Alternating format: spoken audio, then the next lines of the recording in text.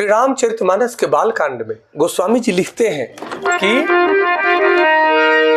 तब जन्मे उषट बदन कुमारा, तारकु असुर समर जेहि मारा।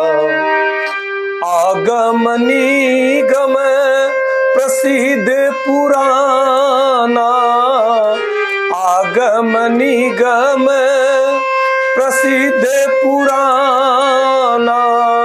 सन्मुख जन्मु सकल जग जाना, सन्मुख जन्मु सकल जग जाना।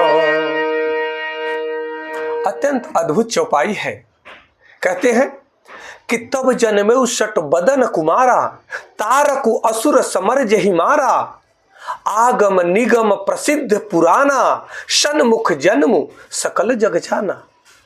कहते हैं कि तब जब भगवान शिव और माता पार्वती जी कैलाश पर्वत पे विहार कर रहे हैं, नृत्य कर रहे हैं, आनंदित क्रीड़ा कर रहे हैं, कहते हैं कि जब मन में उमंग हो, उत्साह हो, मन आह्लादित हो, खुशियों से भरा हुआ हो, तब नए अवसर जीवन में आते हैं। यह चौपाई वही हमें बता रही है कि तब 6 मुख वाले पुत्र स्वामी कार्तिकेय का जन्म हुआ। उन्होंने बड़े होने पर युद्ध में तारकासुर को मारा। वेद शास्त्र और पुराणों में स्वामी कार्तिक के जन्म की कथा प्रसिद्ध है और सारा जगत उन्हें जानता है। अत्यंत अद्भुत।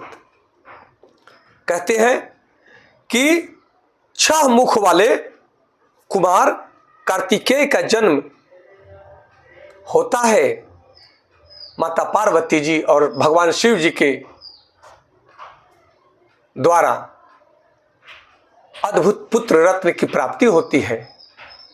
जो कार्तिकेय स्वयं बड़े होकर के तारकासुर का वध करते हैं, यह अद्भुत चमत्कारिक यह पल है। और इसी पल के लिए सभी देवी देवता, ऋषि मुनि, भगवान विष्णु, ब्रह्मा जी, सब ऋषि मुनि मिल करके तपस्या की कि माता पार्वती जी और भगवान शिव जी का आपसी विवाह हो, ताकि इनके विवाह से जो पुत्र रत्न की प्राप्ति होगी वही सभी सृष्टि के दुखों का हरण करेंगे।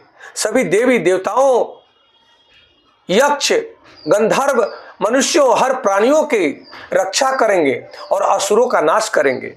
यह आज सबका स्वप्न पूर्ण हो रहा है। कहते हैं कि उन्होंने राक्षस तारकासुर का वध किया और तब दिव्य शक्ति उनके अंदर प्रकट होकर के अधर्म का नाश करती है, अधर्म रूपी तारकासुर का नाश करती है। इस भाव को समझने की आवश्यकता है कि जब जब दिव्य शक्तियां एकजुट होती हैं, तब तब दिव्य शक्ति, अद्भुत दिव्य शक्ति का प्रकट्य होता है। इस सृष्टि को के सिद्धांत को समझने की आवश्यकता है। इस सृष्टि में पुरुष प्रकृति, शिव और शक्ति अपने अपने स्थान पर अलग अलग हैं, तब कोई क्रिएशन नहीं है। परंतु जब शिव और शक्ति एक हो जाते हैं, जब पुरुष प्रकृति एक हो जाते हैं, जब ये आपस में प्रेम संबंध बनाते हैं, एक दूसरे के प्रति आकर्षित होते हैं, तब उनके क्रियाकलाप से, उनके अंदर के प्रेम भावों से दिव्य शक्तियों का उत्पत्ति होती है। और उसी रूप में कुमार कार्तिकेय का जन्म होता है। इस भाव को समझना है कि इस सृष्टि में अगर कहे तो हर मनुष्य को इस बात को जानने की आवश्यकता है कि इस सृष्टि में कुछ भी बिना क्रिएशन के प्रकट नहीं हो सकता है। जब आपस में पत्थर भी घर्षण करते हैं तब वहां से अग्नि उत्पन्न होती है। उसी प्रकार से जब हवाएं आपस में टकराती हैं तो तूफान उत्पन्न होता है। उसी प्रकार से सृष्टि में, जीवन में जब संघर्ष होता है, जब मिलन होता है, जब एक दूसरे के प्रति प्रेम का न्यौछावर करते हैं, प्रेम आपस में सामंजस्य बैठाते हैं, तब अद्भुत दिव्य शक्तियों का प्रकट्य होता है जो सृष्टि के कल्याण के लिए, संपूर्ण सृष्टि के कल्याण के लिए एक वरदान बन करके आते हैं। और यहाँ पे इस चौपाई के माध्यम से गोस्वामी जी बताना चाह रहे हैं कि भगवान शिव और माता पार्वती जी के पुत्र संपूर्ण सृष्टि के कल्याण करने के लिए अवतरित हुए हैं।